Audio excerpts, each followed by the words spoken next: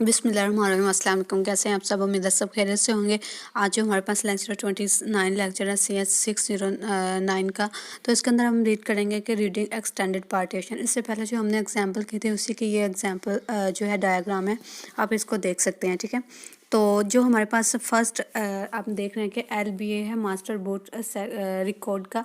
इसका जो एड्रेस है वो 0 है। जब हमने इसको रीड किया तो इसके अंदर जो एंट्री है, जो हमने 4 बाइट्स जो 16 बाइट्स जो एंट्री बनाई थी 4, उसने हमें बताया कि यहाँ पे इस ड्राइव में एक लॉजिकल ड्राइव है वो भी बनाई गई है। ठीक है, जो जिसका एड्रेस है 3F से, वो उसका एड्रेस जो है वो स्टार्ट हो रहा है 3F। आप इसको हिडन ब्लॉक भी कह सकते हो, लेकिन स्टार्टिंग ब्लॉक भी है। ठीक है, यहाँ से इसका जो है स्टार्टिंग ब्लॉक है और इसके अंदर इतने ब्लॉक्स मौजूद हैं जो यूज़र के लिए हैं।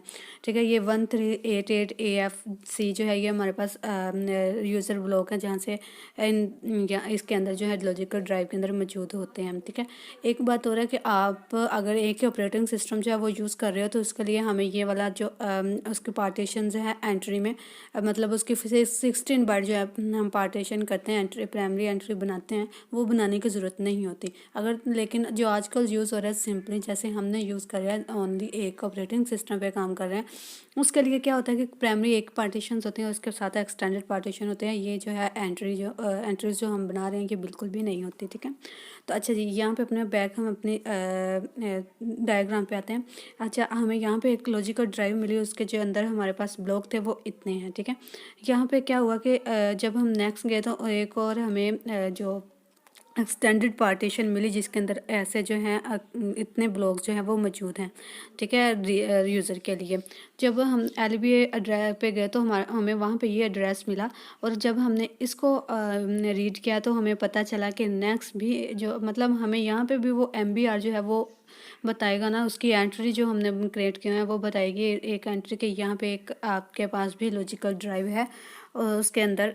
ठीक है, तो ये देखें, ये वो डायग्राम में हमें साफ ज़ाहिर हो रहा है कि वो जब हमने इस एड्रेस को जो है वो रीड किया तो नेक्स्ट जो हमारे पास ये ड्राइव का जो है क्या कहते हैं डिटेल वो हमारे पास आ गई। ठीक है, इसके अंदर हमें उन्होंने कहा कि इतने ये वाले जो नंबर्स ऑफ ब्लॉक जो हैं वो अब मौजूद हैं और यूज़र के लिए, और ये भी 3F से स्टार्ट होता है। जो भी लॉजिकल ड्राइव होती है ये आपने याद रखना है, वो 3F से इसका जो फर्स्ट ब्लॉक है वो स्टार्ट होता है। ठीक है, तो ये सेकंड पार्टीशन थी ये वाली, और यहाँ पे आके हमारे पास ये जो इतने ब्लॉक्स हैं इनके अंदर जो है वो यूज़ हो रहे हैं सेकंड पार्टीशन के अंदर।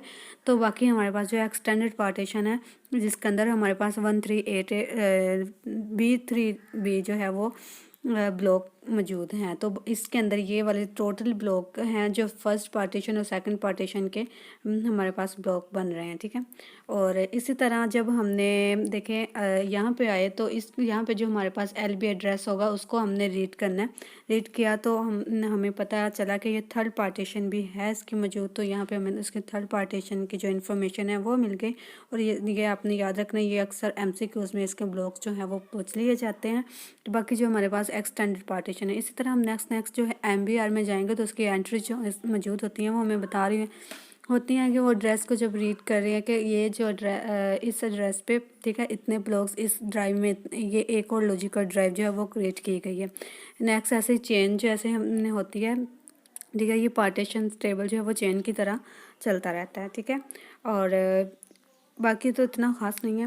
यहाँ पे भी वही कुछ लिखा हुआ है कि इसकी जो सिस्टम आईडी है, आपको पता है सिस्टम आईडी एक बाइट है, ये आपने याद रखना है, जिसके अंदर हमें पता चल रहा होता है कि कौन सी विंडो जो है वो इंस्टॉल की गई है, किस ऑपरेटिंग सिस्टम को हम यूज़ कर रहे हैं। और ये नंबर ऑफ़ ब्लॉक्स ये अपने वहाँ जो आपका 512 का दिया गया है ना पार्टीशन MBR, उसके अंदर ये मौजूद है ब्लॉक्स, उसका वहाँ से आप इसको रीड करके देख सकते हैं। ठीक है, एक दफ़ा। अच्छा जी, ये जो है हमारे पास, ये देखें, इन्होंने हमारे पास 4 जो लॉजिकल ड्राइव है वो बनाई हुई हैं। ठीक है, इनके अंदर जो इनके ये ब्लॉक्स ऑफ नंबर है ना, इनके ये वाले इतने ब्लॉक्स जो हैं हर के अंदर पड़े हुए हैं, ये बनाए हुए हैं। और हर का जो एड्रेस है स्टार्टिंग ब्लॉक का, मतलब स्टार्टिंग ब्लॉक है वो 3F से ही स्टार्ट हो रहा है। अच्छा जी, ये लेक्चर जो है वो काफ़ी लंबा हो रहा है लेकिन ज़रूरी भी है ताकि आपको अच्छे से समझ आ जाए। ये वही चेन का बताया हुआ है कि ये देखें, जैसे हमने लास्ट लेक्चर में एक देखी थी, ये आप देख लीजिएगा, इजी है जी। हमारे पास जो लेक्चर है काफ़ी लंबा हो गया, चलो हम करते हैं कि शॉर्ट कर दें इसको। अच्छा जी, हम ये देखें, अब स्ट्रक्चर जो है DPA का हमने क्रिएट किया है। इस प्रोग्राम में ये मैंने पीछे बताया हुआ है कि ये कैसे कैसे जो बाइट्स हैं वो यूज़ की गई हैं। और सेम ये भी जो है पार्ट एंट्री जो है ये भी स्ट्रक्चर हमारे पास वो 16 बाइट जो हमने प्राइमरी पार्टीशंस की थी ना, उनकी एंट्री 16 बाइट के ये उनको हैंडल कर रहा है। ठीक है, तो ये देखें, ये स्ट्रक्चर है हमारे पास पार्ट टेबल का। ये हमारे पास जो टेबल का स्ट्रक्चर है ना, जो कोड था हमारे पास 446 बाइट का, और एंट्री हमने बनाई थी 4 जो 16 बाइट का सिग्नेचर लिया था, ये उसका स्ट्रक्चर बयान किया गया। देन हमने क्या किया है जी, एक हमने LBA का रीड फंक्शन बनाया है जिसके अंदर हमारे पास जो है पैरामीटर वो पास कर रहे हैं। देन इन पैरामीटर्स को DPA जो स्ट्रक्चर है हमारे पास उसके अंदर लोड कर दिया है।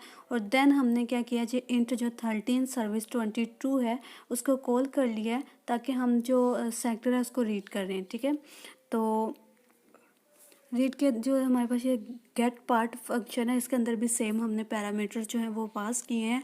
ठीक है, पहले तो हम इसके अंदर क्या होगा कि पहले हम जो LBA का एड्रेस है सॉरी फंक्शन है उसको कॉल करेंगे। ठीक है, उसको कॉल करेंगे, उसके अंदर हम जो MBR है ना उसको पढ़ के लेके आएंगे। जो मतलब इसके अंदर हमारे पास जो MBR हमने रीड किया गया होगा ना वो लेके आएंगे हमारे पास जो है ये रेफरेंस P जो आपको नज़र आ रहा है, इसके अंदर हम इसको स्टोर करेंगे। जो MBR जो हमने अपना LBA जो है MBR वो हमने रीड किया होगा वो इसके अंदर हमारे पास स्टोर होगा। ठीक है, देन फिर वो क्या करेगा, कंडीशन जो है वो चेक करेगा। अगर तो सिग्नेचर जो है इसके इक्वल आ जाए देन जो ये लूप है वो चलेगी। और उसके बाद जो हमारे पास सिस्टम ID जो है वो चेक की जाएगी कि जो इसकी पहली एंट्री है उसकी ID वो 0 तो है, 0 से मतलब नॉट इक्वल 0 है। तो देन जो है ये हमारे पास जो है वो प्रोसेस जो है वो रन होगा। इसके अंदर हमारे पास क्या बताया गया है कि ये पहले तो वो डाटा को देखें, यहाँ पे डाटा को रीड करेगा, किया गया जो डाटा होगा ना उसको पहले देखेगा और फिर इसको कन्वर्ट करता जाएगा। ठीक है, कन्वर्ट करने के बाद देन उसको पैरामीटर देगा, ये कन्वर्ट किया हुआ है। ठीक है, देन उसको ये पैरामीटर्स देगा और फिर उसको प्रिंट कर देगा, मतलब उसको पैरामीटर में डाल के प्रिंट कर देगा। प्रिंट करने के बाद देखें वहाँ पे हमारे पास प्राइमरी थी, यहाँ पे अगर हमने यहाँ पे उसकी जो सेकेंडरी पार्टीशन है उसको चेक किया तो इफ़ अगर तो पहली एंट्री जो है वो इसके इक्वल होगी इस एड्रेस के 0x0f, ये हमारे पास एक्सटेंडेड पार्टीशन के लिए है, तो देन ये जो है कंडीशन चलेगी और ये जो अनसीन ये पार्टीशन प्रिंट हो जाएगा।